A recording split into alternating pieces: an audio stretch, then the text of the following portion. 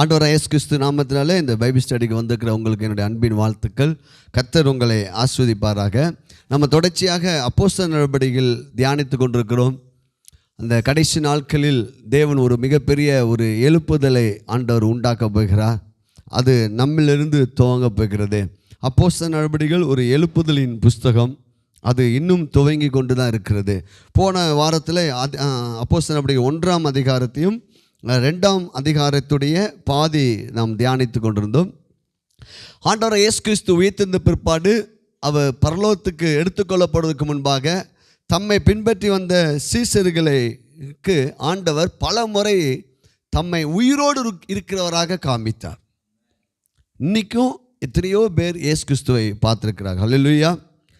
நான் பிரத்யட்சமாக பார்க்க முடியாவிட்டாலும் தரிசனத்தில் பார்த்துருக்கிறேன். பிரைஸ்லாம். இப்போது ஆனால் இங்கே ஆண்டவராகிய இயேசு கிறிஸ்து பிரத்யட்சமாய் அவர்களுக்கு காணப்பட்டார். அவர்களோடு கூட இருந்தார். 40 நாள் அளவும் அநேக காரியங்களை அவங்களுக்கு போதித்தார்.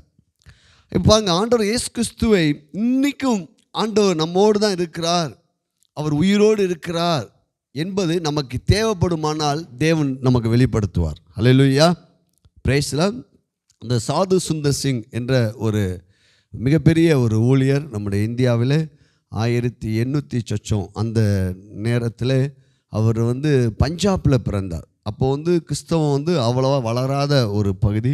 அதுவும் சீக்கியர் மதத்தை சேர்ந்தவர். அவர் சீக்கியர் மதம் கொஞ்சம் உங்களுக்கு தெரியும், அவங்க ரொம்ப கண்டிஷனான அந்த நாட்களில் அவர் மிகப்பெரிய ஒரு பணக்கார வீட்டுடைய மகனாக பிறந்தார். அவர் பல தெய்வங்களை வணங்குகிறவராக, பல ஆசாரங்களை செய்கிறவராக, ரொம்ப அந்த கட்டுப்பாட்டோடு அந்த தெய்வத்துக்குரிய காரியத்தில் வளர்க்கப்பட்டார். ஆனால் அவர் படித்த ஸ்கூல் ஒரு மிஷினரி ஸ்கூல், ஒரு கிறிஸ்டியன் ஸ்கூல். அங்கே கிறிஸ்துவை குறித்து சில காரியங்களை சொல்லும்போது அவர் அதை வெறுத்தார். இது அந்நிய தெய்வம், இந்த தெய்வத்தெல்லாம் என்ன செய்யக்கூடாது, போதிக்கக்கூடாது அப்படின்னு சொல்லி அவர் படித்து கொண்டிருக்க நாட்களே ஒரு குரூப் ஃபார்ம் பண்ணி அதுக்கு எதிராக அந்த ஸ்கூலில் அவர் செயல்பட்டார். ஒரு தடவை அவருக்கு புதிய ஏற்பாடு கொடுத்த போது அதை ஸ்கூல் கிரவுண்டில் அவர் அதை கிழித்து எல்லாத்துக்கும் முன்னாடி அதை எரித்தார். இயேசு கிறிஸ்துவ மேலே அவ்வளவு கோபப்பட்டார். கிறிஸ்துவத்துக்கு எதிராக அவர் நடந்து கொண்டார்.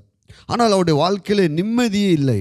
பொண்ணு பொருள், மிகப்பெரிய பணக்கார வீட்டு மகன் சாது சுந்தர் சிங்.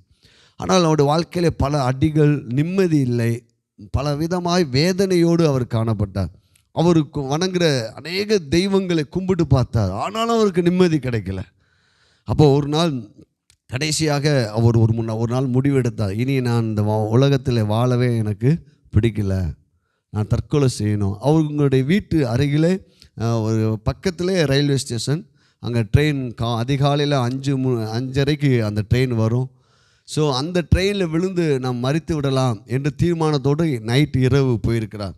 இரவுலையும் போய் பல புஸ்தகங்களை வாசித்து பார்த்துருக்கிறார். ஆனாலும் அவருக்கு பதில் கிடைக்கவில்லை. உடனே அவருடைய பூஜை அறையில் போய் அவர் அந்த கடவுளெலாம் பார்த்து கேட்டார், எனக்கு யார் உண்மையான கடவுள் எனக்கு தெரியல, என் வாழ்க்கையில் என்ன கிடைக்கல, நிம்மதி இல்லை. உண்மையான கடவுள் இந்த உலகத்தில் இருப்பார் என்றால் அந்த கடவுள் எனக்கு இந்த பூஜை அறையில் வரட்டும் அப்படின்னு அவர் கேட்குறாரு. அப்படி கேட்கும்போது அரை மணி நேரம் ஆயிடுச்சு, ஒரு பதிலும் இல்லை. திடீர்னு பார்த்தா அவருடைய அறை முழுவதும் ஒரு வெளிச்சம் பரவுகிறது. விடிந்து விட்டதோ என்று சொல்லி அவர் வெளியே போய் கதவுலாம் திறந்து பார்க்குறாரு. வெளியே எல்லாம் இருட்டதான் இருக்குது, விடியல. உள்ளே பார்க்குறாரு, அந்த வெளிச்சம் இருக்குது. அந்த வெளிச்சம் அதிகரித்து கொண்டே இருக்குது. அந்த வெளிச்சத்தின் நடுவில் ஒரு மகிமை நின்றதாம். அந்த மகிமையின் நடுவில் இயேசு நின்றாராம். இயேசுவை பார்த்தாராம். அப்போ இயேசு கிறிஸ்து சொன்னாராம், நீ என்னை ஏன் துன்பப்படுத்துகிறாய் மகனே? ஏன்னா அவர் கிறிஸ்துவத்துக்கு எதிராக செயல்பட்டு கொண்டு இருந்திருக்க வாலிப பிராயத்தில். அப்போது அந்த இடத்துலேருந்து இரக்கமான ஒரு முகத்தை பார்த்தாராம், சாந்தமான ஒரு முகத்தை பார்த்தாராம். நீ ஏன் என்னை துன்பப்படுத்துகிறாய்? நானே நீ துன்பப்படுத்துகிற இயேசு நானே. ஆனால் அவர் கேட்ட கேள்வி என்னென்னா, உண்மையான கடவுள் யார்? அவர் இங்கே எனக்கு என்ன செய்யணும், இங்கே வர வேண்டும் என்று கேட்டிருக்கிறார். அப்போது உடனே அவர் அந்த தரிசனத்தை பார்த்து அப்படியே அந்த தரிசனத்திலே அப்படியே மயங்கி அப்படியே அந்த அறையில் இருந்துட்டார். திடீர்னு முழிச்சு பார்க்குறேன், அந்த வெளிச்சம் இல்லை, இயேசுவும் அங்கே இல்லை. உடனே அவர் ஓடி போய் அவங்க அப்பா இரவில் அவங்க அப்பா படுத்திருக்கிற அறையில் கதவு தட்டுகிறார். அவங்க அப்பா தூக்கத்தில் எழுந்து வந்து என்னப்பான்னு கேட்குறாரு. நான் உண்மையான இயேசுவை என்ன செஞ்சிட்டேன், பார்த்துட்டேன் அப்படின்னு சொல்லுவார். உடனே அவர் என்ன இப்படி நீ உங்கள் ஸ்கூலில் ஏதாவது சொல்லி கொடுத்துருப்பாங்க அதனால தான் அப்படி. இல்லைப்பா, உண்மையாகவே இயேசு தான் உண்மையான கடவுள் அப்படின்னு சொன்னும்போது அவருடைய வாழ்க்கையிலே அவங்க குடும்பத்தில் எவ்வளோ பிரச்சனைகள், அவரை விஷம் கொடுத்து கூட சாகடிக்கிறதுக்கு அளவுக்கு வந்துட்டாங்க. ஏன்னா அந்த மதத்துடைய தன்மை, சீக்கிய மதத்துடைய தன்மை. ஆனால் அதுக்கு பிற்பாடு அவரை பல மாநிலங்களுக்கு சுவிசேஷம் செய்தார். அல்லேலூயா. அப்போது இன்றைக்கும் இயேசு கிறிஸ்து உயிரோடு இருக்கிறார். அல்லேலூயா. தேவைப்படுமானால் அவர் நம்மோடு கூட இருக்கிறதை நமக்கு வெளிப்படுத்துவார். பிரைஸ்லா. நம்ம கூட இருக்கிற தரிசனத்து மூலமாக காட்டுவார், வார்த்தை மூலமாக காட்டுவார், தீர்க்க தரிசனத்து மூலமாக நம்ம கூட இடைப்படுவார். அல்லேலூயா. இப்போ சீசர்களுக்கு இயேசு கிறிஸ்து உயிரோடு இருக்கிறதை இயேசு கிறிஸ்து அவங்களுக்கு பலமுறை காட்டினார். அதுக்கு பிற்பாடு தான் ஆண்டவர் சொன்னார், நீங்கள் எங்கேயும் போக வேண்டாம், உங்களுக்கு பரிசுத்த ஆவியானவருடைய அபிஷேகம் தேவை, ஆகையால் நீங்கள் மேல் வீட்டு அறையில் என்ன செய்ய வேண்டும், காத்திருக்க வேண்டும் அப்படின்னு சொன்ன உடனே 120 பேர் என்ன செய்கிறாங்க, காத்திருக்கிறாங்க. அப்பொழுது ஆவியானவர் வந்து அந்த இடத்துல வந்து இறங்குகிறார். அல்லேலூயா. அதை தான் நம்ம போன வாரம் தியானித்தோம். ஆவியானவர் அந்த வீட்டை நிரப்புறது எப்படி இருந்துச்சுன்னா, ஒரு அக்கினி வந்து ஒரு தூண் மாதிரி வந்துடுச்சு. அந்த அக்கினி அதிலிருந்து பல பல சின்ன சின்ன அக்கினியாக போய் ஒவ்வொருடைய வாயை தொட்டது. அல்லேலூயா. இப்போ பாருங்கள், நம்ம தமிழில் பேசிட்டு இருக்கிறோம், திடீரென்று நம்ம அந்நிய பாஷை பேசுகிறோம். அந்நிய பாஷை பேசும்போது அந்த பாஷையை வாயில் கொடுக்கறது யார் தான்? அல்லேலூயா. நல்லா புரிஞ்சுங்க. பேசிட்டே இருக்கிறேன், ரெக்கானு சித்தா ரெக்காலோ, அப்படின்னா என் வாய் என்ன செய்கிறது, கண்ட்ரோல். அப்போ ஆவியானவர் நம்மளை கண்ட்ரோல் பண்ணுவது அந்நிய பாஷை. அப்போ இந்த அந்நிய பாஷை ஜெபத்தை நம்ம என்ன செய்யணும், அதிகமாய் பேசிக்கிட்டே இருக்கும்போது நம்மளை ஆண்டவர் என்ன செஞ்சுறாரு, கண்ட்ரோல் பண்ணுறார். இப்போது மேல் வீட்டு அறையில் அவங்க 120 பேர் மேலே வந்து ஆவியான இறங்கினோன்ற எல்லாரும் என்ன செஞ்சாங்க, பற்பல பாஷைகளை பேசினார்கள். அந்த சத்தத்தை கேட்டு எருசலேமில் இருக்கிறவங்க எல்லாம் என்ன செஞ்சிட்டாங்க, ஓடி வந்து என்னடா இவ்வளோ சத்தமாக இருக்குது அப்படி கேட்ட உடனே அந்த பகுதியை நம்ம வாசித்தோம். அப்போது அங்கே என்ன நடந்துச்சுன்னா, உடனே பேதுரு எழுந்து நின்று தைரியமாய் பிரசங்கம் பண்ணுகிறான். அவனுக்கு பயம்லாம் நினைஞ்சிருச்சு, ஓடிருச்சு. அல்லேலூயா. அப்போ நம்ம பரிசுத்த ஆவியின் அபிஷேகத்தால் நம் அடிக்கடி நிரப்பப்படுவோமானால் நம்முடைய வாழ்க்கையில் இருக்கிற பயம் என்ன செய்யும், விலகி ஓடும். நம்ம அந்நிய பாஷை சாதாரணமாக நீங்கள் எண்ணி விடக்கூடாது. நீங்கள் அடிக்கடி பேசிகிட்டே இருந்தீங்கன்னா, நம்ம முன்னாடி ஒரு நாள் ஜோம் பண்ணணும், 1 hour பேசணும். அல்லேலூயா. அன்றைக்கோடு விட்டுட்டோம் அதை. ஆனால் நான் பேசிட்டு தான் இருக்கிறேன். நீங்களும் என்ன செய்யணும், அந்நிய பாஷையிலே நீங்கள் பேச வேண்டும். ஏன்னா அந்நிய பாஷை பேசும்போது என்ன நடக்குதுன்னா, உங்களை கர்த்தர் ஆளுகை செய்கிறார். சரி, இந்த அந்நிய பாஷை வர யாருக்கெல்லாம் சொந்தம், மாமிசமான யாவருமே ஆவியை, நமக்கு மட்டும் தாகம் இருந்தால் போதும், ஆண்டவர் ஊற்றிடுவார். அப்போது இது உடனே யோவேல் தீர்க்கதரிசன புஸ்தகத்தில் இப்படிலாம் எழுதப்பட்டிருக்கு, மாமிசமான யாவருமேலையும் என் ஆவியை ஊற்றுவேன். அதை எடுத்து பேதுரு என்ன செய்கிறார், பிரசங்கம் பண்ணுகிறார். பண்ண உடனே இந்த பிரசங்கத்தை கேட்டவுடனே எல்லாருமே இயேசுவே நம்ம யூதர்கள், அங்கே நின்றவங்களாம் யாரும் புறஜாதி கிடையாது. இப்போ ஃபஸ்ட்டு ரசிக்கப்பட்டவங்க யார், யூதர்கள் தான். யூதர்கள் தானே இயேசுவை எதிர்த்து நின்று ரோம சேவை கையில் கொடுத்தாங்க, ரோம ராஜ்யத்து கையில் கொடுத்தாங்க. இப்போது அந்த யூதர்கள் நடுவிலேயே பேதுரு யார் தான், யூதன் தான். யூதன் வந்து எழுந்துண்டு எந்த யூதனை பார்த்து பேதுரு பயந்தானோ, எந்த எருசலேமை பார்த்து பயந்தானோ, அது நடுவில் தைரியமாக நின்று பேசுகிறான். அல்லேலூயா. அப்போது ஆவியானவருடைய அபிஷேகம் நம்மை தைரியப்படுத்தும். அதுக்காக நம்ம இப்போ நேரடியாக செய்திக்குள்ளே போகலாம். ஏன் கொஞ்சம் நேரம் அப்படியே ஒர்ஷிப் பண்ணுறோன்னா, அவருடைய ப்ரெசன்ஸ் என்ன செய்யணும், வந்தால் போதும். அவரோட ப்ரெசன்ஸ் வந்தோடனே உங்களுக்கே அப்படியே ரெஃப்ரெஷ் ஆயிடுவீங்க. அவரோட ப்ரெசன்ஸை நீங்கள் ஃபீல் பண்ணிட்டீங்கன்னா அப்படியே ரெஃப்ரெஷ் ஆயிடும். அல்லேலூயா. அப்போ பாருங்கள், அதுக்கடுத்து அப்போது உடனே அந்த பிரசங்கத்தை கேட்டு வேத வசனம் சொல்லுகிறது பாருங்கள், அன்றைய தினத்தில் 3000 பேர் என்ன செய்தாங்களாம், ரட்சிக்கப்பட்டார்கள். அப்போஸ்தலர் நடபடிகள் 2ஆம் அதிகாரம் 41 வாசிங்க. அவனுடைய வார்த்தையை சந்தோஷமாக ஏற்றுக்கொண்டவர்கள் ஞானஸ்தானம் பெற்றார்கள். அன்றைய தினம் ஏறக்குறைய 3000 பேர் சேர்த்து கொள்ளப்பட்டார்கள். ஹல்லேலூயா. இப்போ சபை எப்பொழுதுதான் உருவாகிறது, அபிஷேகத்தில் தான். இல்லையா? சில பேர் சொல்லுவாங்க பெந்தகோஸ்து சபையெல்லாம் ப்ராட்டஸ்டன்ட்லாம் இப்போ வந்தது, எங்கள் சபை தான் ஆதியிலிருந்து இருக்குது அப்படின்னு சொல்லுவாங்க. ஆனால் உண்மையாகவே பெந்தகோஸ்தே என்பது ஒரு சபையினுடைய பிரிவினுடைய அர்த்தம் அல்ல. பெந்தகோஸ்தே என்பது யூதருடைய பண்டிகையில் ஒரு பண்டிகை. அந்த நாளில் ஆவியானவர் இறங்கினார். இப்போ என்ன நினச்சிட்டாங்கன்னா, அந்நிய பாஷை பேசுவாங்கலாம் யார்? பெந்தகோஸ்தே. அல்லேலூயா. இப்போ பெந்தகோஸ்தே பயப்படுறாங்க. அல்லேலூயா. பெந்தகோஸ்தேனா அப்படி இருப்பாங்களா? நானாக சொல்கிறேன், இல்லைங்க, நாங்கள் பிளஸ்ஸிங் ப்ராட்டஸ்டன்ட்னு சொல்லிடுவேன். பிரைஸ்லா. அல்லேலூயா. நம்மளாம் யார்? Blessing Protestant. பெந்தகோஸ்தேனா ஒரு உலகத்துக்கு ஒரு கற்பனை பண்ணி வச்சுருக்காங்க. அதுதான் ஐயோ இவங்க கத்துவாங்க, அப்படி அல்ல. அல்லேலூயா. பெந்தகோஸ்தே என்பது ஒரு சபையுடைய பிரிவுக்காக சொல்லப்படவில்லை. ஆவியான இறங்கின அந்த நாள், அவ்வளோதான். பிரைஸ். அப்போ ஃபஸ்ட்டு நாளில் சபை எப்படி உருவாயிடுச்சுன்னா, ஆவியானவர் இறங்கி அன்னைக்கு இயேசுவை குறித்து பேதுரு பிரசங்கம் பண்ணி 3000 பேர் ரட்சிக்கப்பட்டாங்க. இந்த 3000 பேர்கள் ரட்சிக்கப்பட்ட உடனே சபை என்ன செய்கிறது? உருவாகிறது. பிரைஸ்லாம். அப்போ ஆதி சபை எதனால் நிரப்பப்பட்டது? அல்ல, புரிஞ்சுறீங்களா? அப்போ ஆதி சபை எதனால தான் நிரப்பப்பட்டது? அப்போ நம்ம சபையில் நம்ம அந்நிய பாஷை பேசி அபிஷேகத்தை நிரம்பி ஜெபிக்கிறது கரெக்டாக தப்பா? அல்லேலூயா. உட்காருவோம், எழுந்திருக்க கடவோம், உம்மோடு கூட இருப்பாராக போயிட்டு வரோம். ஆனால் அவங்கள ரொம்ப பாராட்டணும். எதுக்கு தெரியுமா? கரெக்டாக வந்துடுவாங்க. அல்லேலூயா. கரெக்டாக நேர் மலங்களாக நிற்பாங்க. பிரைஸ்லா. அல்லேலூயா. அப்போது மதம் அல்ல, இது ரட்சிப்பு என்பது ஒரு மார்க்கம், கிறிஸ்துவுக்காக எழும்புகிற ஒரு மார்க்கம், மதம் அல்ல. இப்போ பார்த்தீங்கன்னா, அன்றைக்கு அந்த பிரசங்கத்திலே எத்தனை பேர் ரட்சிக்கப்பட்டாங்கன்னா 3000 பேர் ரட்சிக்கப்பட்டாங்க. இங்கே சபை எப்படி உருவாகிறது என்றால், சபை ஆண்டவராக இயேசு கிறிஸ்துடைய விலைக்கிரயத்தினால, அவருடைய மரணம், பாடு, உயிர்த்தெழுதலினால் பரிசுத்த ஆவியானவர் கடந்து வருகிறார். அதன் மூலமாக என்ன செய்கிறது? சபை உருவாகிறது. இப்போது இங்கே ஆதி யூதர்களுடைய அந்த சபை எப்படி உருவானது? பிரேஸ்லா. ஆசரிப்பு கூடாரம் வந்துச்சு. அதுக்கடுத்து சாலமோன் கட்டின ஆலயம் இருந்தது. அங்கெல்லாம் யார் தான் ஆராதிச்சாங்க? யூதர்கள் மட்டும்தான். பிரைஸ்லா. இப்போ நியாயப்பிரமாணம் மோசே மூலமாக கொடுக்கப்பட்டது.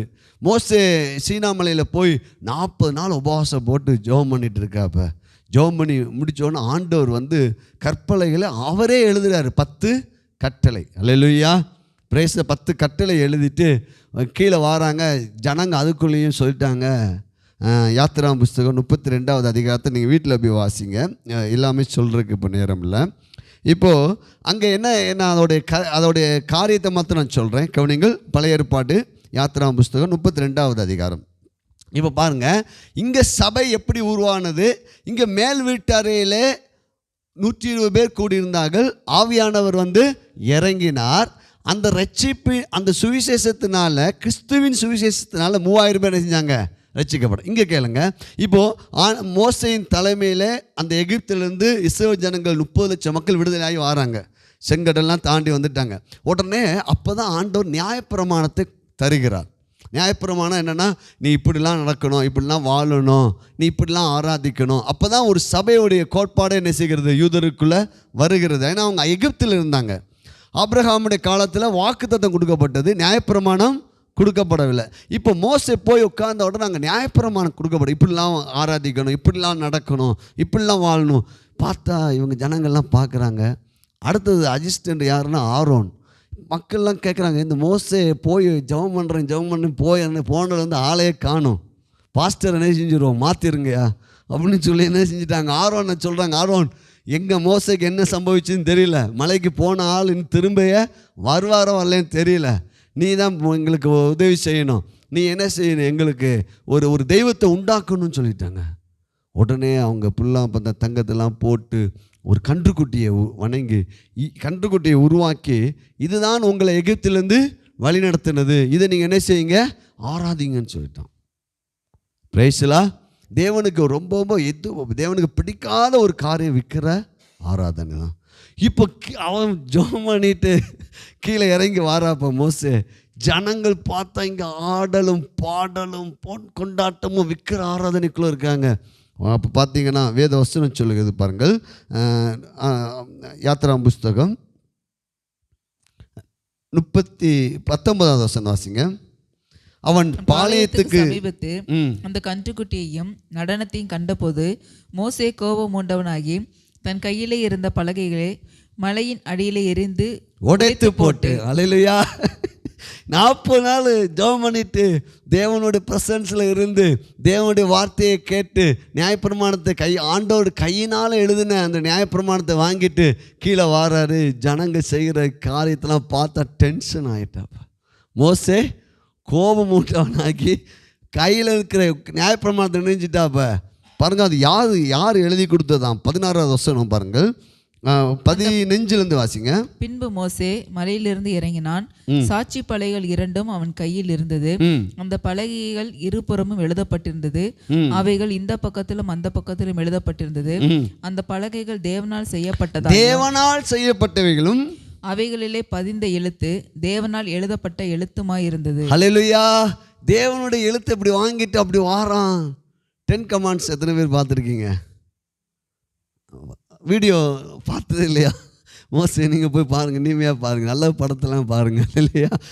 10 கட்டளை அதில் தான் ஃபுல்லாமே தெரியும். 2 கட்டளையோடு வாங்கிட்டு கீழே வாரான். இவங்க பார்த்த உடனே டென்ஷன் ஆகி டாப்புன்னு உடைச்சி போட்டு இவங்க யார் என்னுடைய பக்கத்தில் இருக்கிறீங்களா அப்படின்னு சொன்னால் லேவியர்கள்லாம் யார் கூட சேர்ந்துட்டாங்க? மோசே கூட சேர்ந்த உடனே நீங்கள் என்ன செஞ்சுங்க, உங்கள் சகோதரன் பார்க்காம எல்லாத்தையும் என்ன செய்யுங்க, வெட்டி போடுங்கன்னு சொல்லிடுவோம். அப்போ நடந்தது என்னென்ன பார்த்தீங்கன்னா, நியாயப்பிரமாணம் எப்படி உண்டாக்குறது பாருங்க. 28 பாருங்கள். லேவியின் புத்திரர் மோசே சொன்னபடியே செய்தார்கள். அந்நாளில் ஜனங்களில் ஏறக்குறைய 3000 பேர் விழுந்தார்கள். 3000 பேர் மறிச்சு போயிட்டாங்க. டென்ஷன் ஆகி லேவியர்கள் எல்லாம் கூட இருக்க எல்லாம் போய் வெட்டுங்கடான்னு சொன்னோன்னா 3000 பேர். நியாயப்பிரமாணம் வரும்போது நியாயப்பிரமாணம் எது கொடுக்கப்பட்டது என்றால், நியாயப்பிரமாணம் வார்த்தை கொல்லுகிறது, ஆவியோ உயிர்ப்பிக்கிறது. அல்லேலூயா. வார்த்தை என்ன செஞ்சிடும்? அந்த வார்த்தை, ஐயோ இந்த வார்த்தை. இங்கே நியாயப்பிரமாணம் வரும்போது 3000 பேர் என்ன செஞ்சாங்க? மரித்தார்கள். ஆனால் கிருபையின் பிரமாணம் வரும்போது 3000 பேர் ரட்சிக்கப்பட்டாங்க. புரிந்தவர்கள் கரங்களை தட்டுவோம். அல்லேலூயா. 3000 பேர் ரட்சிக்கப்பட்டாங்க. அல்லேலூயா. நியாயப்பிரமாணம் நமக்கு கொடுக்கப்படவில்லை, யூதருக்கு கொடுக்கப்பட்டது. கிருபை பிரமாணம் இது இயேசுவை ஏற்றுக்கொள்கிற ஒவ்வொருவருக்கும் கொடுக்கப்பட்டது. அன்றைக்கி மேல் வீட்டு அறையிலே அந்த சீனா மலையிலே அந்த நியாயப்பிரமாணம் கொடுக்கப்பட்டது. இங்கே கல்வாரி மலையிலே கிருபையின் பிரமாணம் கொடுக்கப்பட்டது. அப்போ இங்கே இந்த அபிஷேகம் பரிசுத்த ஆவியானவர் நம்ம விரும்பும்போது ஆவியானவர் நம்மளை ரட்சிப்பார். அல்லேலூயா. நம்மளை உயிர்ப்பிப்பார், நம்மளை பலப்படுத்துவார், நம்மளை தேற்றுவார், நம்மளை ஸ்ட்ராங் பண்ணுவார். பிரைஸ்லாம். அப்போ பாருங்கள், இந்த 2வது அப்போஸ்தலர் நடவடிக்கைகள் 2வது அதிகாரத்தில் இப்போ எழுப்புதலை குறித்து நம்ம யோசித்து கொண்டிருக்கிறோம். எழுப்புதல்னு பார்த்தீங்கன்னா ஒரே நாளில் 3000 பேர் வந்துட்டாங்க. இப்போ நம்ம வைத்துக்கொள்ளும், இப்போ நம்ம சபையில் ஒரு குறிப்பிட்ட மக்கள் இருக்கிறாங்க. இப்போ ஒரே நாள் 3000 பேர் உள்ளே வந்துட்டாங்க. என்ன செய்வோம்? அல்லேலூயா. எப்படி இருக்குமாங்க? எத்தனை பேர் தான்? மொத்தம் 11 பேர் இருக்காங்க. அது தலைமை பேதூர் இருக்கிறான். இப்போ 3000 பேர் உள்ளே என்ட்ராயிட்டாங்க. 3000 பேர்த்துக்கு ஒரே நாளில் ஞானஸ்நானம். பிரைஸ்லா. ஒரே நாள் ஞானஸ்நானம். அவங்க எப்படிலாம் அந்த 3000 பேர், இப்போ பாருங்க, நம்ம சின்ன கூட்டத்தை என்ன செய்ய முடியல, ரொம்ப கண்ட்ரோல் பண்ண முடிகிறது. அல்லேலூயா. பெரிய கூட்டம் எப்படி இருந்தாங்க அந்த பாருங்க. அப்போ பரிசுத்த ஆவியானோட எழுப்பு வரும்போது அந்த பெரிய கூட்டத்தில் எப்படி தேவன் கிரியை செய்கிறார் என்பதுதான் இந்த நாள் நான் பார்க்க போகிறோம். அப்போஸ்தலர் நடவடிக்கைகள் 2ஆம் அதிகாரம். அப்போஸ்தலர் நடவடிக்கைகள் 2ஆம் அதிகாரம் 40வது வசனத்தை பார்த்து, இன்னும் அநேக வார்த்தைகளை சொல்லும்போது அவனுடைய வார்த்தையை கேட்டவர்கள் அன்றைக்கு 3000 பேர் என்ன செஞ்சாங்க? சேர்த்து கொள்ளப்பட்டார்கள். அவங்க எப்படி இருக்கிறாங்க பாருங்க. 42 அவர்கள் அப்போஸ்தலருடைய உபதேசத்திலும். அப்போஸ்தலர் நடவடிக்கைகள் 2ஆம் அதிகாரம் 42 அவர்கள் அப்போஸ்தலருடைய உபதேசத்திலும் அந்நியோன்யத்திலும் அப்பம் பிக்குதலிலும் ஜெபம் பண்ணுவதிலும் உறுதியாய் இருந்தாங்க. அல்லேலூயா. பேதுரு சொல்றதை கேட்டுட்டு அந்நியோன்யம்னா ஒரு ஐக்கியம். அல்லேலூயா. திருவிருந்து ஜெபம் பண்ணுவது எப்படி இருந்தாங்களாம்? நினச்சா ஜெபம் பண்ணுவோம், அப்படி இல்லாமல் எத்தனை பேர்? 3000 பேரும் ஜெபம் பண்ணுவது உறுதியாக இருந்தாங்களாம். திரும்ப அவங்க எப்படிலாம் இருந்தாங்க பாருங்க. எல்லோருக்கும் பயம் உண்டாயிட்டு அப்போஸ்தலர்களால் அநேக அற்புதங்களும் அடையாளங்களும் செய்யப்பட்டது. விசுவாசிகள் எல்லோரும். அப்போ ஃபஸ்ட்டு விசுவாசிகள் அப்படின்னு ஒரு பேர் எப்போ தான் வருகிறது? அப்போதான் அப்போஸ்தலர். அப்படி அதுக்கு முன்னாடி இவங்கெல்லாம் யார்? யூதர்கள். இப்போ வந்து இயேசுவை விசுவாசித்தபடினால் அவங்களுக்கு என்ன பேர் உண்டாகிறது? விசுவாசிகள். விசுவாசிகள் எல்லோரும் ஒருமித்து சகலத்தையும் பொதுவாக அனுபவித்தார்கள். காணியாட்சிகளையும் ஆஸ்திகளையும் விட்டு ஒவ்வொருவனுக்கும் தேவையானதற்கு தக்கதாக அவைகளில் எல்லாருக்கும் பகிர்ந்து கொடுத்தார்கள். பாருங்க, 3000 பேர் இருக்காங்க. அதில் எத்தனையோ பேர் பணக்காரங்க இருக்கிறாங்க, எத்தனையோ பேர் மிடில் கிளாஸில் இருக்காங்க, எத்தனையோ பேர் ஏழையாக இருக்கிறாங்க. இந்த 3000 பேர்த்துக்குள்ளே பாருங்க, பணக்காரங்க தனக்கு உண்டான ஆஸ்திகளை நிலங்களெல்லாம் விற்றுட்டு வந்து இங்கே யாரெல்லாம் கஷ்டத்தில் இருக்காங்க எல்லாத்துக்கும் கொடுக்குறாங்க. அல்லேலூயா. இப்போ சபைன்னா பாருங்க, அல்லேலூயா, சபை எப்படி இருக்குது பாருங்க. எல்லாத்துக்கும் கொடுத்து பகிர்ந்து கொடுத்தாங்க, எல்லாரும் நல்லா இருக்கணும்னு சொல்லி. இப்போ சபைக்குள்ளே வரும்போது நம்ம அடிக்கடி சொல்லுறோம், எல்லோரும் நல்லா இருக்கணும். பிரேஸ்லாம் பகிர்ந்து கொடுத்தார்கள். அவர்கள் ஒருமனப்பட்டவர்களாய் எத்தனை பேர்? 3000 பேர். அல்லேலூயா, அல்லேலூயா, அல்லேலூயா, அல்லேலூயா, அல்லேலூயா. Praise God, praise God. நான் கையை வச்சு ஜெபிக்கிறேன், ஆண்டவரே இது எங்கள் சபையில் நடப்பதாக. ஆமென். எத்தனை பேர் வந்தாலும் ஒரு மனமாக இருப்பார்களாக, ஒரே மனம்தான். Praise God. பாருங்கள், அவர்கள் எல்லோரும் ஒருமித்து ஒருமனப்பட்டவர்களாய் அவர்கள் எல்லோரும் ஒருமனப்பட்டவர்களாய் தேவ ஆலயத்திலே அனுதினமும் அவங்களுக்கு வேலை இருந்துச்சு, பல காரியம் இருந்துச்சு. ஆனால் எல்லாம் முடிச்சுட்டு டெய்லி எங்கே வந்துட்டாங்களாம்? அல்லேலூயா. அந்த பாஸ்டர் எவ்வளோ சந்தோஷப்பட்டுருப்பாரு பாருங்க. அல்லேலூயா. பாருங்க, எனக்கு குறித்த நேரத்தில் வந்தாவே எனக்கு அப்படியே சந்தோஷமாக இருக்குது.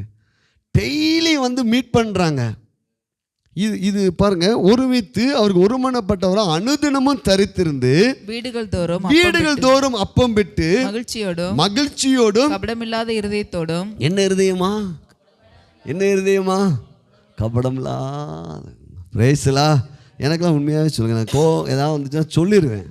அது உள்ளே வச்சுக்கிட்டு இருக்க எனக்கு பிடிக்காது. அல்லேலூயா. அதை மாதிரி கோவப்படுவேன், ஆனால் மன்னிச்சிடுவேன், அவ்வளோதான். அதுக்கடுத்து மறந்து போயிடுவேன். பிரைஸ்லாம். கபடம் என்னதுமா? உள்ளே வச்சுக்கிட்டு அப்படி இருக்கக்கூடாது. அல்லேலூயா. 3000 பேத்துக்குள்ளேயும் என்ன இருந்துச்சான்? கபடம் இல்லாத இருதயம். பிரைஸ்லாம் எப்படி இருந்திருக்குமா? இதை எழுப்புதில்லை. அல்லேலூயா. அவர்கள் ஒருமனப்பட்டாங்க. அனுதினமும் சபையிலையும் வந்து ஜெபம்ன்ற மாத்திரம் இல்லை, வீடுகள் தோறும் என்ன செஞ்சாங்களாம்? வீடுகள் தோறும் இயேசுவே அப்பத்தை எடுத்து, ஆண்டவரே உங்கள் இரத்தத்தினால தான் நாங்கள் வாழ்கிறோம், உங்கள் மரணம், உங்கள் உயிர்த்தெழுதல். நம்ம ஏற்கனவே ஞாயிற்றுக்கிழமை பேசணும். நாங்கள் இயேசு இரத்தத்தினால நாங்கள் மூடப்பட்டிருக்கிறோம், இயேசு விலைக்கரையத்தினால் ஆஸ்வதிக்கப்பட்டிருக்கிறோம், ஆவியானவரால் ஆட்கொள்ள. வீடுகள் தோறும் வீட்டு ஜபம் நடக்குது. வீடுகள் தோறும் ஜெபம் பண்ணி முடித்தோடனே கம்யூனியன் எடுக்கிறாங்க. கம்யூனியன் எடுத்து, ஆண்டவரே உங்களுடைய ரட்சிப்புக்கு நன்றி, உங்களுடைய வருகைக்காக நன்றி, உங்கள் ரத்தத்துக்காக நன்றி, உங்கள் காயங்களுக்கு நன்றி. ஒருமனப்படுறாங்க. அனுதினமும் சபைக்கு வர்றாங்க. கபடமில்லாத இறுதி. இங்கிலீஷ் பைபிள் போட்டது ஜாய். மகிழ்ச்சியாக இருந்தாங்களாம். ஒருத்தவங்க அப்படி பார்க்க மகிழ்ச்சியாக இருந்தாங்களாம். அல்லேலூயா. 3000 பேர் மகிழ்ச்சியான முகத்தை அந்த பேதுரு பார்த்த போது எப்படி இருந்திருக்கும் பாருங்க. அல்லேலூயா, அல்லேலூயா. சொல்லுங்க, இயேசுவின் நாமத்தினால இந்த எழுப்புதல் எங்கள் சபையில் வருவதாக. எங்கள் சபைக்குள் வருகிற ஒவ்வொருவருடைய முகங்களும் மலருவதாக, கபடம் இல்லாமல் இருப்பார்களாக, ஒருமனப்பட்டு இருப்பார்களாக. இயேசுவின் நாமத்தினால எல்லோரும் ஆஸ்வதிக்கப்பட்டவராக இருப்பார்களாக. ஒருவனுக்கும் ஒன்றும் குறையில்லை, எல்லாம் சமமா. Praise God. அதுக்கப்புறம் பாருங்க 47, தேவனை துதித்து ஜனங்கள் எல்லாரிடத்திலும் தயவு பெற்றிருந்தார்கள். பாருங்க, இவங்க ரட்சிக்கப்பட்ட கூட்டம் மாத்திரமில்ல, வெளியவும் அவங்களுக்கு என்ன கிடைச்சிச்சா? மனுஷ தயவு. பிரைஸ். அப்போ விசுவாசிக்கு சபையில் மாத்திரம் இல்லைங்க, வெளியிலையும் தயவு உண்டாக்குறார். Price God. வெளியிலையும் தயவு உண்டாக்குறார். எல்லாரும் இடத்துல என்ன செஞ்சாங்களாம்? அப்பா, தயவு பெற்றிருந்தார்கள். ரட்சிக்கப்படுகிறவர்களை கர்த்தர் அனுதினமும் சபையிலே சேர்த்து கொண்டு வந்தார். அல்லேலூயா. தினமும் சபையில விசுவாசிகள் வந்து ஆராதிக்கிறாங்க, ஜெபிக்கிறாங்க. ஆகையால் வாசல் பூட்டப்படாமல் இருக்கிறது. இதான் எழுப்புதல். பிரைஸ்லாம். இன்னும் அந்த கூட்டத்தோட ஆண்டவர் என்ன செஞ்சுட்டு இருக்காரு? இப்போ இந்த 3000 பேர் போய் சொல்லியிருப்பாங்களே, அவங்க அத்தையிட்ட சொல்லியிருப்பாங்க, மாமாட்ட சொல்லியிருப்பாங்க, கூட பிறந்தவங்ககிட்ட சொல்லியிருப்பாங்க, உறவினர்கிட்ட போய் சொல்லியிருப்பாங்க, இப்படி இருந்தோம், ஆண்டவருடைய அபிஷேகத்தை நாங்கள் பெற்றுக்கொண்டோம், அந்த மேசியா யாருன்னா கிறிஸ்து தான் அப்படின்னு போய் சொல்லியிருப்பாங்க. இவங்க சொல்ல சொல்ல ஆட்கள் நினைஞ்சிட்டு இருக்காங்க. அனுதினமும் சபிக்கலாம். அல்லேலூயா. இந்த இந்த காட்சியை யோசித்து பாருங்க. இப்போ 3000 பேர் ஞானஸ்தானம் எடுக்கணும், நம்ம எங்கே கூட்டு போகிறது? அல்லேலூயா. பிரைஸ்லாம். யோசித்து பார்த்தீங்களா? எங்கே கூட்டு போவது? என்ன செய்வது? அவங்கள எப்படி கொண்டு வருவது? அல்லேலூயா. திருவந்து எப்படி கொடுக்கறது? அவங்களை எப்படி ஜெபிக்க வைக்கிறது? பாருங்கள், இதெல்லாம் தேவன் ஆண்டவரால் செய்யக்கூடாத காரியம் ஒன்றும் இல்லை. நம்ம மனசு தான் நம்ம என்ன செஞ்சுக்கணும்? பிராண்ட் மைண்டாக மாற்றணும். ஆண்டவரே, எங்கள் சபையில் அப்படிப்பட்ட ஒரு எழுப்புதலை நீர் உண்டாக்குவீராக. இப்போ எங்கே பார்த்தாலும் அந்த ஒரு மனம் வந்துருச்சு, கபடமில்லாத இருதயம் வந்து விட்டது, சமாதானம் வந்துருச்சு, மகிழ்ச்சி வந்துருச்சு. பாருங்கள், அதுக்கடுத்து இப்படிப்பட்ட சூழ்நிலையில் ஆண்டவர் எப்படி அங்கே கிரியை செய்கிறார் என்பது 3ஆம் அதிகாரத்தை நம்ம பார்க்க போகிறோம். இந்த நாளில் நம்ம எடுத்துக்கொள்ளப்பட்ட ஒரு வேத பகுதி என்னென்னா, அவருடைய நாமத்தை எப்படி அவங்க விசுவாசித்த போது என்னெல்லாம் நடந்துச்சு என்பதை நம்ம பார்க்க போகிறோம். 3ஆம் அதிகாரம் 1வது வசனம் 2வது வசனத்தை வாசிக்கலாம். ஜெப வேலையாகிய 9ஆம் மணி நேரத்திலே பேதுருவும் யோவானும் தேவாலயத்துக்கு போனார்கள். அப்பொழுது தன் தாயின் வயிற்றிலிருந்து சப்பானியை பிறந்த ஒரு மனுஷனை சுமந்து கொண்டு வந்தார்கள். தேவாலயத்திலே பிரவேசிக்கிறவர்களிடத்தில் பிச்சை கேட்கும்படி நாடோறும் அவனை அலங்கார வாசல் எண்ணப்பட்ட தேவாலய வாசலண்டிலே வைப்பார்கள். கவனிங்கள், அங்கே தேவனுடைய ஆலயத்தில் பல வாசல்கள் உண்டு. இந்த வாசலுக்கு பேர் என்னது? அலங்கார வாசல். இந்த அலங்கார வாசலில் ஒரு மனிதன் அலங்கோலமாக வந்து தினமும் வந்து உட்காருக்கிறான். அவன் சப்பானியாக இருக்கிறான். தாயின் வயிற்றிலிருந்து பிறந்தது முதல் நடக்க முடியாத ஒரு சப்பானியாக இருக்கிறான். அந்த அலங்கார வாசலில் உட்காந்து இவங்க ஜப வேலை என்பது இந்த இடத்துல யூதர்களுடைய முறைப்படி 3 மணிக்கு, மதியானம் 3 மணிக்கு யாக்கோபு யோவானும் அப்படி இந்த அலங்கார வாசலுக்கு கிட்ட போயிட்டு ஜெபிக்கிறதுக்காக உள்ளே போகிறாங்க. இப்போ அலங்கார வாசலில் அவன் அப்படியே உட்காந்துருக்கான், அலங்கோலமாக உட்காந்துருக்கிறான். அல்லேலூயா. தேவன் எப்படிப்பட்ட கிரியைகள்லாம் செய்வார் என்பதுக்கு பாருங்கள். 3-4 பார்ப்போம். பிரவேசிக்க போகிற பேதுருவையும் யோவானையும் அவன் கண்டு பிச்சை கேட்டான். பேதுருவும் யோவானும் அவனை உற்று பார்த்து, எங்களை நோக்கி பார் என்றார்கள். கவனிங்கள், இவங்களுக்குள்ள பாருங்க எப்படிப்பட்ட விசுவாசம் வந்துருச்சு.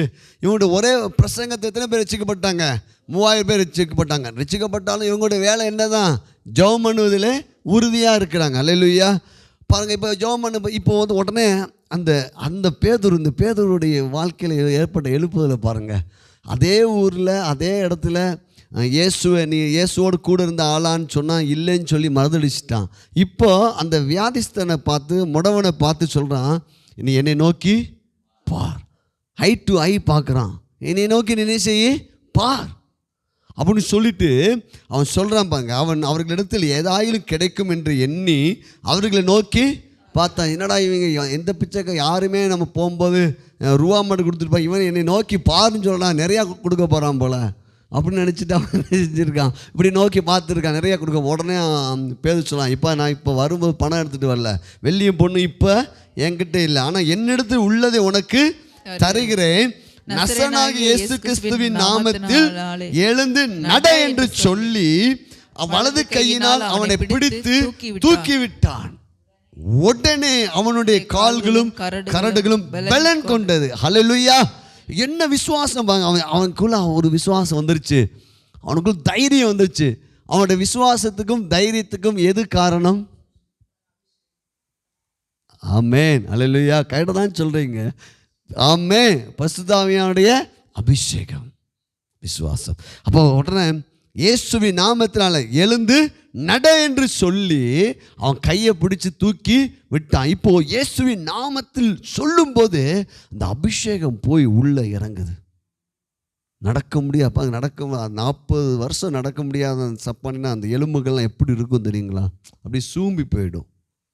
இப்போது இயேசுவின் நாமத்தில் பயன்படுத்தும் போது, இயேசுவின் நாமத்தை சொல்லும்போது அந்த இயேசுவின் நாமத்தில் இருக்கிற அந்த வல்லமை அந்த எலும்புகளுக்குள்ளே போயிடுது. அல்லேலூயா. இப்போ ஏற்கனவே 3000 பேர் ரட்சிக்கப்பட்டதே மிகப்பெரிய எழுப்புதல்.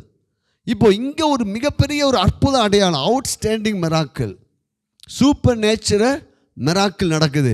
இப்போ அந்த சூப்பர் நேச்சுரல் மிராக்கிள் எப்படி தான் நடக்குன்னா, இயேசுவின் நாமத்தில் என்னை நோக்கி பார், என்னிடத்தில் உள்ளதை உனக்கு தருகிறேன், நசனாக இயேசுவின் நாமத்தில் எழுந்து நட என்று சொல்லி அவன் வலது கையை பிடித்து அவனை தூக்கி விட்டான். உடனே அவனுடைய கால்களும் கரடுகளும் பலன் கொண்டது. அவன் குதித்து எழுந்து நின்று நடந்தான். நடந்து குதித்து தேவனை துதித்து கொண்டு அவர்களுடனே கூட தேவாலயத்துக்குள் பிரவேசித்தான். ஹல்லேலூயா, பிரைஸ் தி லார்ட். பாருங்க, இப்போ நம்ம கையிலையும் இயேசு நாமத்தை நம்ம பயன்படுத்தலாமா பயன்படுத்தக்கூடாதா? தேவனுடைய பிள்ளைகள் ஒவ்வொருவருக்கும் அந்த அதிகாரம் உண்டு. ஆண்டவர் சொன்னா வானத்திலும் பூமியில் எனக்கு. அப்போ நமக்கு ஏன் அற்புதம் நடக்கல? நமக்கு இன்னும் அந்த நாமத்தை பற்றின விசுவாசம் குறைவாக இருக்குது. இப்போ பாருங்கள், இப்போ என்ன நடந்துச்சு பாருங்கள். உடனே எழுந்து நடந்த உடனே அவன் நடக்கிறதையும் தேவனை துதிக்கிறதையும் ஜனங்கள் எல்லோரும் கண்டு தேவாலயத்தின் அலங்கார வாசல் அண்டையிலே பிச்சை கேட்க உட்கார்ந்திருந்தவன் இவன்தான் என்று அறிந்து அவனுக்கு சம்பவித்ததை குறித்து மிகவும் ஆச்சரியப்பட்டு பிரமித்தார்கள். ஹல்லேலூயா. இப்படா அவன் நடந்தான்? ஸ்டேஜில் மீட்டிங் போடல, எங்கே தான் நடக்குது? இது ரோட்டில். ஹல்லேலூயா, ரோட்டில் நடக்குது. ஜெபத்துக்கு இன்னும் ஜெபம் பண்ணி நடந்துச்சா? ஜெபத்துக்கு போயிட்டு இருக்கிறான். ஆனால் இவனுக்குள்ள விசுவாசம் வந்துருச்சு, உள்ள ஆவியானவருடைய அபிஷேகம். ஹல்லேலூயா. அப்போ எல்லாரும் பிரமிக்கிறாங்க, என்னடா இவன் அலங்கார வாசலில் அலங்கோலமாக இருந்தவன் இன்னைக்கு குதிச்சுட்டு இருக்கானே. ஹல்லேலூயா. இன்னைக்கு கர்த்தருடைய ஆவி நம்மை பார்த்துன்னு சொல்கிறார், நம்முடைய வாழ்க்கையில் எதெல்லாம் அலங்கோலமாக, எதெல்லாம் முயற்சி பண்ணி நம்ம தோற்று போயிட்டோமோ, எதெல்லாம் வருத்தப்பட்டு கொண்டு இருக்கிறோமோ, கர்த்தர் சொல்கிறார், நீ அலங்கார வாசலில் இருக்கிற அப்படின்னால நீ அலங்காரமாக தான் இருப்ப, நீ அலங்கோலமாக இருக்க முடியாது. ஹல்லேலூயா, ஹல்லேலூயா. நீ தோற்று போக முடியாது. இப்போ இயேசுவின் நாமத்து மேலே விசுவாசத்தை அவங்க பயன்படுத்தின போது அலங்கார வாசலில் அலங்கோலமாக இருந்தவன் அலங்காரமாய் மாறிவிட்டான். ஹல்லேலூயா. இப்போ குதிச்சு எழுந்து துதிச்சு அவங்க கூட என்ன செய்து இருக்கிறான்? போய் கொண்டிருக்கிறான். இப்போ பார்த்துங்க, அடுத்து என்ன நடக்குதுப்பாங்க. குணமாக்கப்பட்ட சப்பானே பேதுருவையும் யோவானையும் பற்றி கொண்டிருக்கையில் ஜனங்கள் எல்லாரும் பிரமித்து சாலமோன் எண்ணப்பட்ட மண்டபத்திலே அவர்களிடத்திற்கு ஓடி வந்தார்கள். ஹல்லேலூயா, ஓடி வந்தாங்க. சர்ச்சுக்கு எப்படி வந்தாங்க? ஹல்லேலூயா. ஆண்டவர் கை நீட்டி சொல்லுவோம், ஆண்டவரே இந்த எழுப்புதல் எங்கள் சபைக்கு நடக்கட்டும், இயேசுவின் நாமத்தினால, இயேசுவின் நாமத்தினால. ஓடி வந்தார்கள். நேற்று இன்றும் என்றும் மாறாதவர். ஹல்லேலூயா. 9:30 சர்ச்சை திறக்கணும்னா இங்கே 8:30 என்ன செஞ்சுருக்கணும்? கூட்டம் நிற்கணும். ஹல்லேலூயா. ஆண்டவரே இந்த எழுப்புதல் எங்களுக்கு அனுப்புங்க. பாருங்கள், இந்த எழுப்புதலை நான் ருசித்து பார்த்துருக்கிறேன். சில ஆண்டுகளுக்கு முன்பாக ஒரு மிகப்பெரிய பிரசித்த பெற்ற ஒரு ஊழியர் பெங்களூருக்கு வந்தார். அப்போது அவருடைய மீட்டிங் எப்படியா போகணும், அவருடைய புக்கெலாம் நான் படிச்சிருக்கிறேன். அவருடைய மீட்டிங் போகணுன்னு சொல்லிவிட்டு நான் முன்கூட்டியே பெங்களூர் போயிட்டோம், நானும் என்னுடைய ஃப்ரெண்ட்ஸ் எல்லாம். அப்போ ஃப்ரெண்ட்ஸ் வீட்டில் தங்கிட்டு உடனே அவன் தான் அந்த பெங்களூரில் இருக்கிறாப்ப. அவன் ஃப்ரெண்ட்ஸ் சொல்கிறாப்ப கூட்டம் எத்தனை மணிக்கு ஆரம்பிக்க போகுதுன்னா இரவு 7 மணிக்கு தான். அவன் காலை எழுந்திரிச்சு அப்போ தான் 10 மணிக்கு போயிருக்கிறோம், எல்லாம் பண்ணி கொஞ்சம் ரெஸ்ட் எடுத்துகிட்டு கிளம்ப. உடனே சொல்கிறான், இப்போயே நம்ம கிளம்பி ஆகணும்னு சொல்கிறான். ஏன் கூட்டம் எத்தனை மணிக்குன்னு கேட்டேன். 7 மணிக்கு தான், இப்போ போனால் தான் இடம் கிடைக்கும்னு சொல்கிறான். என்னடா எனக்கு ஆச்சரியமாக இருந்துச்சு. சொல்லிட்டு கரெக்டாக அந்த ஸ்பாட்டுக்கு 12 மணிக்கெலாம் போயிட்டோம். பெங்களூர்லேருந்து ஒரு 1 ஹவர் ட்ராவல் பண்ணி போயிட்டோம். 12 மணிக்கு போய் மைதானம் மட்டுமே 1 கிலோமீட்டர் இருக்கும். இந்த பக்கம் ஒரு ஸ்டேஜ் இங்கே இருக்குன்னா ஸ்டேஜை சுற்றி 1 கிலோமீட்டர், இந்த பக்கம் 1 கிலோமீட்டர், இந்த பக்கம் 1 கிலோமீட்டர், பின்னாடி 1 கிலோமீட்டர். அங்கங்கே பெரிய பெரிய நம்ம தேட்டரில் போடுற ஸ்க்ரீன் மாதிரி அங்கே ஃபுல்லாக லட்சக்கணக்கான சேர்ஸ்கள். நாங்கள் போய் பார்க்குறோம், 50,000 பேர்கிட்ட கொடையை வச்சுட்டு உட்காந்துருக்காங்க. நான் கவனிச்சே இல்லைடா, அப்படிலாம் இருக்காது, நீ இவ்வளோ வந்து பாரு. என்னடா எத்தனை மணிக்கு கூட்டம்? எனக்கு அதெல்லாம் ஆச்சரியமாக இருக்குது. 12 மணிக்கு அந்த கிரவுண்டுக்கிட்ட போய் இறங்கி நிற்கிறோம், பார்க்குற கூட்டம் நிற்கிது, கூட்டம் உள்ளே போயிட்டு இருக்கிறாங்க. அப்படி பார்த்தோம், ஆண்டவரே இது என்னடா இப்படி இருக்குது. அது வேகமாக போய் நாங்கள் போய் உட்கார, அந்த 12 மணிக்கு நாங்கள் போய் உட்காந்தது, அதுக்கு முன்னாடி ஒரு 25,000 பேர் உட்காந்துட்டாங்க அந்த ரோலில். அதுக்கப்புறம் தான் எங்களுக்கு கிடச்சி. எங்களுக்கும் ஸ்டேஜுக்கே கொஞ்சம் தூரம் ஆயிடுச்சு. எப்படியா ஸ்டேஜுக்கிட்ட போய் பார்க்கணுன்னு பார்த்தா முடியல. அப்போ 12:30க்கு உட்காந்த ஆள் அல்ல, திரும்ப ஒரு 1/2 hour இப்படி திரும்புகிறோம், எங்களுக்கு பின்னாடி கூட்டம் வந்துடுச்சு பாருங்கள். இங்கே பாத்ரூம் போனால் 1 கிலோமீட்டர், இங்கிட்டு பாத்ரூம் போனால் 1 கிலோமீட்டர், எங்கிட்டு போனாலும் 1 கிலோமீட்டர் தாண்டி தான் பாத்ரூம் போகணும். 12:30க்கு 1 மணி போய் வெயிலில் போய் உட்காந்து தான் சீட்டாக நமக்கு கிடைச்சுன்னா பார்க்குறோம். 3 மணிக்கு பார்த்தா நிரம்பிருச்சு. ஹல்லேலூயா. 4 மணிக்கு 5 மணிக்கெலாம் லைட்லாம் போட்டாங்க. அவர் இன்னும் வரல. கடைசி 7 மணிக்கு தான் கூட்டம் ஆரம்பிக்குது. ஜனங்கள் திரும்ப இடத்துல எல்லாம் கூட்டம். எனக்கு பாங்க உள்ளே போய் உட்காந்துருக்கிறேன், எனக்கு பசிக்கலை.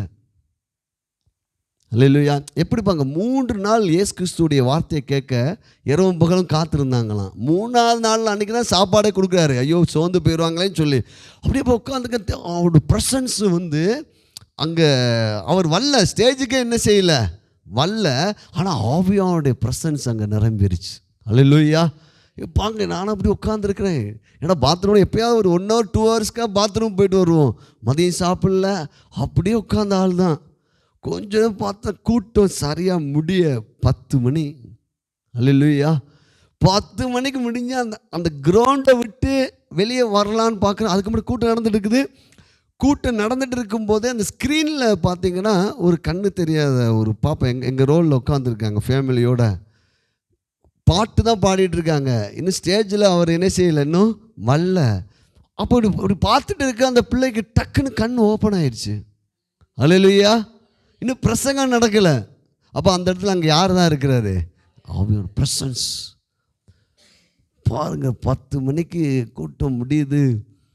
கார், லட்சக்கணக்கான கார் அது அப்படியே இஞ்சியாக நகர்ந்து 2 மணிக்கு தான் பெங்களூருக்குள்ளே வர முடிஞ்சிச்சு. அல்லேலூயா. எத்தனை மணிக்கு? 2 மணிக்கு. எனக்கெல்லாம் இப்படி ஒரு இதெல்லாம் பார்த்ததே இல்லை பாருங்கள். நைட்டு 2 மணிக்கு மேலே கொஞ்சம் ஏதோ சாப்பிட்டோம், அவ்வளோதான். மறுநாள் காலையிலே 10 மணிக்கு போய் இடத்த பிடிக்குன்னு சொல்லி முடிந்த அளவு கொஞ்சம் முன்னாடி போயிட்டோம். பிரேசிலா. அப்போ நிறைய அற்புதங்கள். அப்போது ஆண்டவர் அப்போ தான் எனக்கு ஒன்று சொன்னார், பலத்தினாலும் அல்ல, பராக்கிரமத்தினாலும் இல்லை, என்னோட ஆவியினாலே ஆகும். அல்லேலூயா. Thank you holy spirit. கலந்துக்கிறத உயர்த்தி நம்ம ஜெபிப்போமா? பாருங்கள், ஆண்டோட ப்ரெசன்ஸ் இங்கே நான் ஃபீல் பண்ணுறேன். ஆண்டவரே தேங்க்யூ ஹோலி ஸ்பிரிட். இயேசுவின் நாமத்தினால எங்கள் சபையை கொண்டு இந்த எழுப்புதலை அனுப்பும் ஆண்டவரே. எங்களுக்குள்ளே அனுப்பும், எங்கள் குடும்பத்துக்குள்ளே அனுப்பும், சபைக்கு வருகிற ஒவ்வொரு குடும்பத்துக்குள்ளே அனுப்பும். இந்த செய்தியை கேட்டுக்கொண்டிருக்கிற ஒவ்வொருக்குள்ளேயும் பரிசுத்த ஆவியானுடைய எழுப்புதல், ஆவியானுடைய மூமெண்ட் உண்டாவதாக, ஆவியானுடைய ப்ரெசன்ஸ் உண்டாவதாக. இயேசுவின் நாமத்தில் முடவர்கள் நடப்பார்களாக, குருடர்கள் பார்ப்பார்களாக, செவிடர்கள் கேட்பார்களாக. எங்களுக்குள்ள இருக்கிற வறுமைகள் நீங்குவதாக, பொருளாதார கஷ்டம் நீங்குவதாக. எங்கள் சபைக்குள்ளே வருகிற ஒருவருக்கும் வியாதி இருக்கக்கூடாது ராஜா. எல்லாரும் வியாதியிலிருந்து சுகம் அடையணும். இயேசுவின் நாமத்தில் பரிசுத்த ஆவியானவரே, உம்முடைய கிரியையை நாங்கள் வரவேற்கிறோம், உம்முடைய பிரசன்னத்தை நாங்கள் வரவேற்கிறோம், உம்முடைய அபிஷேகத்தை நாங்கள் வரவேற்கிறோம். ஓ ரேஷா கல் லோ தோ ரேஷா கலோ பாக்கா லாபாலா. இப்பொழுதே உம்முடைய சுகமாக்குற அந்த வல்லமை எங்கள் சரீரத்துக்குள் இறங்கட்டும் ஆண்டவரே. எங்கள் விசுவாசத்தை வர்த்திக்க பண்ணுங்க, எங்களை ஜெபிக்க வைங்க. இந்த அப்போஸ்தலர் நடபடியில் நாங்கள் வாசித்தபடி ஒரே நாளில் 3000 பேர் ரட்சிக்கப்படட்டும் ஆண்டவரே. எங்கள் சபை பழுகி பெருகட்டும், பில்டிங் உண்டாகட்டும் ஆண்டவர். ரட்சிக்கப்படுற ஒவ்வொருக்குள்ளும் ஒரு மனம் உண்டாகட்டும் ஆண்டவர், அந்யுன்யம் உண்டாகட்டும், சமாதானம் உண்டாகட்டும். ரேகா லவ் தோ ரேவி ஷாதா ரபு ஓ ரேகா லாபோ பாதா பாக்கா லோ பா ரேகா பா ராக்கா லாபோ பாஷா காதோ ரா ஓ பா ரேகா லாபா லா. ஆவியானுடைய பிரசன்ஸால் நிரப்புங்கப்பா ஆண்டவரே, உங்களுடைய அபிஷேகத்தால் நிரப்புங்க அப்பா, நம்முடைய வல்லமையால் நிரப்புங்க. ஓ ரேகா ரேபி ஷாக்கா தாபோ பாலா பாலா. ஒவ்வொருவரையும் இப்போ தொடுங்க ஆண்டவரே. உங்கள் எழுப்புதல் குறித்த ஒரு தாகம் இயேசுவின் நாமத்தில் ஒவ்வொருவருக்கும் உண்டாகும்படி நான் பிளஸ் பண்ணுறேன். இப்போது இயேசுவின் நாமத்தில் பரிசுத்த ஆவியானுடைய லீடிங் உண்டாவதாக, ஆவியானுடைய வழிநடத்துதல் உண்டாவதாக. இயேசுவின் நாமத்தில் எழுப்புதல் எங்கள் சபைக்குள் வருவதாக, இதை பார்த்து கொண்டிருக்கிற ஒவ்வொருக்குள் வருவதாக, எங்கள் சபைக்கு வருகிற ஒவ்வொரு குடும்பத்துக்குள் எழுப்புதல் வருவதாக. இயேசுவின் இயேசுவின் நாமத்தில் பொருளாதாரத்தில் ஒரு எழுப்புதல் உண்டாகட்டும், சரீரத்தில் ஒரு எழுப்புதல் உண்டாகட்டும், இயேசுவின் நாமத்தில் சுகம் உண்டாகட்டும். ஓ ஜீசஸ் நேம். ஓ ரேஷா கலாபாலா. பாருங்க, அதுக்கப்புறம் அந்த வாலண்டரிஸ் இது கிடைச்சிச்சு. வாலண்டரிஸ் கிடைச்சதுனால எங்களால் என்ன செய்யலாம், போயிட்டு வரலாம், உள்ளே போகலாம், முன்னாடி போகலாம், பின்னாடி போகலாம். அப்போ அதை வாங்கிட்டு அந்த பேட்ச் வாங்கிட்டு முன்னாடி எங்கெல்லாம் மிராக்கிள் நடக்குதோ அவங்க பார்த்தா முடவர்களாக நடந்தாங்க. பிரைஸ்லாம் மீட்டிங் முடிஞ்சு போகும்போது பார்த்திங்கன்னா நிறைய முடவர்களுடைய அந்த அந்த அந்த இது கட்டையெல்லாம் இணைஞ்சிட்டு அள்ளி போட்டு போவாங்க, வண்டி போகும். பிரைஸ்லாம். அப்போது தேவன் நேற்றும் இன்றும் என்றும் மாறாதவர். அதே எழுப்புதலை நம்முடைய வாழ்க்கையில் என்ன செய்ய முடியும், கொடுக்க முடியும். இவங்க சொல்கிறாங்க பாருங்கள், இந்த அற்புதம் நடந்த உடனே பேதுருவை நோக்கி எல்லாரும் பார்க்குறாங்க, யோவானை நோக்கி பார்க்குறாங்க. இவங்க பெரிய ஒரு சக்தினால தான் இந்த இந்த இந்த அற்புதம் நடந்துச்சோ அப்படி பார்க்கும்போது அவங்க சொல்கிறாங்க பாருங்கள், 12வது வசனம் 3:12. பேதுரு அதை கண்டு ஜனங்களை நோக்கி, இஸ்ரவேலரே, இதை குறித்து நீங்கள் ஆச்சரியப்படுகிறது என்ன? நாங்கள் எங்கள் சுய சக்தினாலாவது எங்கள் சுய பக்தினாலாவது இவனை நடக்க பண்ணினோம் என்று நீங்கள் எங்களை நோக்கி பார்க்கிறது என்ன? அல்லேலூயா. விசுவாசத்துல பேதுரு சொன்னா என்னை நோக்கி பாருன்னு சொன்னா. இங்க இப்ப இவங்களை, ஐயோ இவங்க பெரிய ஆளோ, இவங்க ரொம்ப பெரிய ஆள் அப்படி பார்க்கும்போது சொல்றான், என் சுய சக்தியும் அல்ல, சுய பக்தியும் அல்ல. நீங்கள் எங்களை ஏன் நோக்கி பார்க்குறீங்க? நீங்கள் யாரை நோக்கி பாருங்கள், இயேசுவை நோக்கி பாருங்கள். அல்லேலூயா. அப்போ எப்பயுமே நம்ம மூலமாக என்ன அற்புதம் நடந்தாலும் நம்ம யாருக்கு தான் மகிமைப்படுத்தணும்? ஆண்டவர் தான். அல்லேலூயா. இவங்க சொல்லுவாங்க, என்னுடைய ஜெபத்தினால இது என்ன செய்யலை, நடக்கலை. ஏன்னா அவனுக்கு தெரியும், பேதுருக்கு தெரியும், இதே நான் 50 நாளைக்கு முன்னாடி இதே ஊரில் நான் எப்படி இயேசுக்கா சாட்சியாக என்ன செய்ய முடியல, வாழ முடியல. அல்லேலூயா. இப்போ ஆனால் இவங்களுக்குள்ளே இருந்த என்ன நம்பிக்கைன்னா விசுவாசம். நான் அல்ல, இயேசுவின் நாமம் இந்த அற்புதத்தை செய்யும். என்னுடைய கிரியை அல்ல, இயேசுவின் நாமம் இந்த அற்புதத்தை செய்யும். ஆண்டவரே உங்கள் மேலே நான் என்ன செய்கிற நம்பிக்கையை வைக்கிறேன்.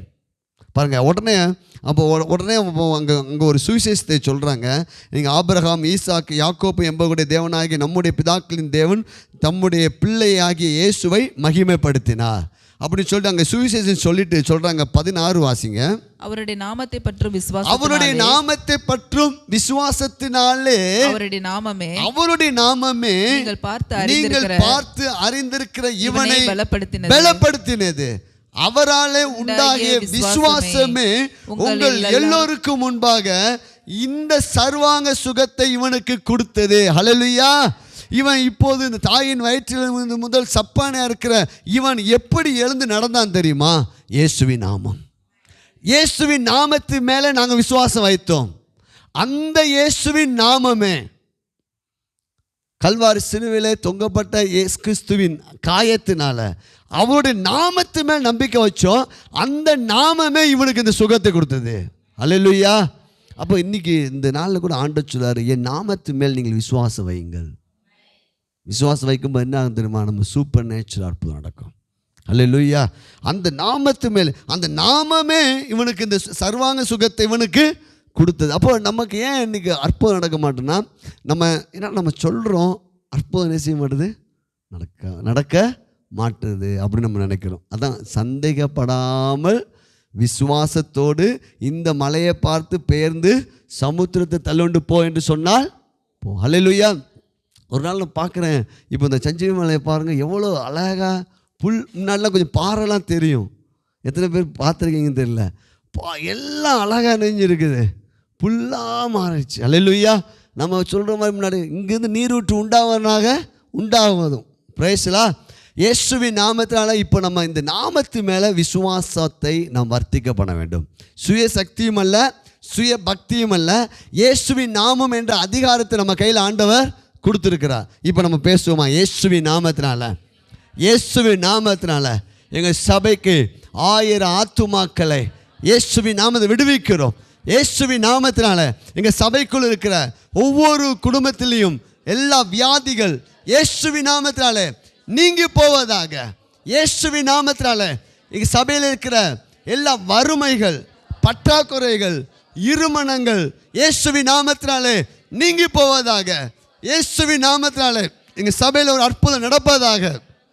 இயேசுவின் நாமத்தினால கிறிஸ்மஸ் ஆராதனை அற்புதம் நடப்பதாக, நியூ இயர் ஆராதனை அற்புதம் நடப்பதாக, சபையில் ஒவ்வொரு நாளும் ஆராதனை நடைபெறுவதாக, இயேசுவின் நாமத்தில் எழுப்புதல் உண்டாவதாக, இயேசுவின் நாமத்தினால எங்களுக்கு தேவையான பணம் எங்களுக்கு வருவதாக, இயேசுவின் நாமத்தில் லட்சங்கள் வருவதாக, இயேசுவின் நாமத்தினால தேவனுடைய திட்டம் நிறைவேறுவதாக, தேவ ராஜ்யம் விரிவடைவதாக, இயேசுவின் நாமத்தினால. அல்லேலூயா. அப்போ நீங்கள் இந்த நாமத்தை எடுத்து நீங்கள் உங்கள் சரீரத்தை பேச வேண்டும். இப்போ உங்களோட வலது கரத்தை உங்கள் தலைமை வச்சு இப்போ நீங்கள் கட்டளையிடுங்க. இயேசு உங்களுக்கு என்ன பலவீனம் இருக்குதோ அதை இப்போ உடனே கட்டளையிடுங்க. அவருடைய நாமத்தை பற்றும் விசுவாசமே இந்த சர்வாங்க சுகத்தை அவர்களுக்கு கொடுத்தது என்று பேதுரு சொல்கிறான். என் சுய சக்தியும் அல்ல, சுய பக்தியும் அல்ல. இப்போ பேசுவோமா? இயேசுவின் நாமத்தினால என்னோட சரீரத்துக்கு எல்லா பலவீனங்கள், எல்லா வியாதிகள் இயேசுவின் நாமத்தில் நீங்கி போவதாக. ரிகா ஷாக்கா லாபாலா. இயேசுவின் நாமத்தில் என் சரீரத்தில் ஒரு அற்புதம் நடப்பதாக. இதை பார்த்து கொண்டிருக்க ஒவ்வொருவருக்கும் இயேசுவின் நாமத்தில் அற்புதம் நடக்கட்டும் ஆண்டவரே. இயேசுவின் நாமத்தில் நாங்கள் கட்டளையிடுகிறோம். இயேசுவின் நாமத்தில் இப்போதே சர்வாங்கனதான் சுகம் எங்கள் சரீரத்தில் வருவதாக, இயேசுவின் நாமத்தில் வருவதாக. கர்த்தருடைய அபிஷேகம் இறங்குவதாக. ஒரு எழுப்புதல் இயேசுவின் நாமத்தில் உண்டாவதாக. எல்லா பலவீனங்கள் நீங்கி போவதாக இயேசுவின் நாமத்தினால. எல்லா கட்டுகள் உடைக்கப்படுவதாக. எல்லா சோர்வுகள் இயேசுவின் நாமத்தில் நீங்குவதாக. எல்லா பலவீனங்கள் மாறுவதாக. இயேசுவின் நாமத்தில் விசுவாசிக்கிறோம். கரங்களை தட்டி நன்றி செலுத்துவோமா? ஹல்லேலூயா, ஹல்லேலூயா, ஹல்லேலூயா, ஹல்லேலூயா. அவருடைய நாமத்தை பற்றும் விசுவாசத்தினாலே அவருடைய நாமமே நீங்கள் பார்த்து அறிந்திருக்கிற இவனை பலப்படுத்தினது. ஹல்லேலூயா. Glory to Jesus. அப்படி எழுந்து நிற்போமா? Glory to the lord. அடுத்த வாரம் ஆண்டவர் சித்தத்தை தியானிப்போம். இந்த எழுப்புதல் நம்முடைய வாழ்க்கையிலையும் நம்முடைய சபையிலையும் கடந்து வர வேண்டும். அப்போ இந்த நாளில் ஒரு பட்டயத்தை ஆண்டவர் தருகிறார். இயேசுவின் நாமம். இயேசுவின் நாமத்தில் எங்கள் வாழ்க்கை செழிக்கும் ஆண்டவரே. இயேசுவின் நாமத்தில் எங்கள் குடும்பம் செழிக்கும். இயேசுவின் நாமத்தில் எங்கள் சபை செழிக்கும். இயேசுவின் நாமத்தில் எங்கள் வருமானம் செழிக்கும் ஆண்டவரே. இயேசுவின் நாமத்தில் எங்கள் சரீரத்தில் பலன் செழிக்கும் ஆண்டவரே. அப்போது இந்த பேதுரு நம்மளை போல பலவீனமான ஆள் தான். ஆனால் அவனுக்கு என்ன விசுவாசம் வந்துருச்சு? இயேசுவின் நாமம். ஆண்டவரே என்னை நோக்கி பாரு, நான் உனக்கு இயேசுவின் நாமத்தில் நீ எழுந்து நடந்துடுவ. அவன் விசுவாசம் வந்துருச்சு. இப்போ அந்த நாமம் நம்ம கையிலையும் ஆண்டவர் கொடுத்துருக்கிறார். சர்வ வல்லமை தகப்பனே, இயேசுவின் நாமத்தில் இந்த பைபிள் ஸ்டடியை நாங்கள் ஆசிர்வதிக்கிறோம் ஆண்டவரே. அப்பா, இந்த அப்போஸ்தலர் நடபடிகள் நாங்கள் படிக்க எங்களுக்குள்ளாக எழுப்புதல் உண்டாகட்டும் ராஜா. எங்கள் சபைக்குள்ளாக ஒரு எழுப்புதல் உண்டாகட்டும் ஆண்டவரே. இந்த வருடத்துக்குள்ளாக நாங்கள் மிகப்பெரிய ஒரு அசைவை ஆவியானவர் கொடுக்க போவதற்காக ஸ்தோத்திரம் ஆண்டவரே. இயேசுவின் நாமத்தினாலப்பா இப்பா சபையில் அநேக சாட்சிகள் எழும்ப போவதற்காக ஸ்தோத்திரம் ஆண்டவரே. இயேசுவின் நாமத்தில் நாங்கள் ஆஸ்வதிக்கிறோம். பரிசுத்த ஆவியானவரே, உம்முடைய எழுப்புதல் எங்கள் வாழ்வில் தொடர்ச்சியாக நடக்கட்டும் ஆண்டவரே. ஆவியானுடைய எழுப்புதலுக்காக நாங்கள் வரவேற்கிறோம். ஆவியானவர் ஆளுகை செய்யுங்க. இயேசுவின் நாமத்தில் சண்டை ஆராதனையை ஆளுகை செய்யுங்க. அப்போ ஒவ்வொரு நாளும் எங்கள் சபை கூடி வந்து தேவனை துதிக்க போவதற்காக ஸ்தோத்திரம் ஆண்டவரே. இயேசுவின் நாமத்தில் ஜெபிக்கிறோம் நல்ல பிதாவே, ஆமென். கரங்களை தட்டி நன்றி செலுத்துவோம் ஆண்டவரே. உமக்கு ஸ்தோத்திரம், ஸ்தோத்திரம், ஸ்தோத்திரம், ஸ்தோத்திரம்.